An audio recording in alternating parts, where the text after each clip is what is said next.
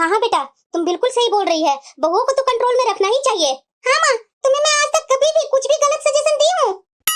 नहीं बेटा, तुम क्यों गलत सजेशन देगी? दीदी लीजिए चाय पानी।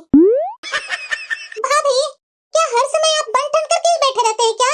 कोई काम वाम नहीं करते हैं? मेरा कहने का मतलब ये है ना कि मैं बराबर जब भी आती हूँ घर पर तो हर तरफ से जाले, कोने कोने में कचड़े, ये देखिए फर्श कितना गंदा हुआ पड़ा है।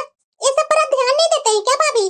मेरे कहने का मतलब ये है ना भाभी, आप अपना सुंदरता पर बहुत ध्यान देते हैं लेकिन घर के कामों पर आप ध्यान नहीं देते हैं। माँ, पहले जब मैं रहती थी यहाँ तो घर में कितना साफ सफाई रहता था, अभी देखो कितना गंदा पड़ा है घर।